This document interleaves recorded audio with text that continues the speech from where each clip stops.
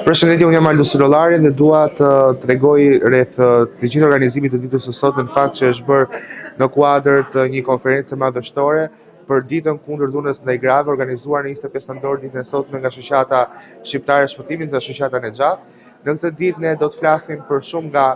shkeljet e të drejtave të njerëzit, por edhe sidomos për gratë në këtë ditë shumë të rëndësishme dedikuar atyre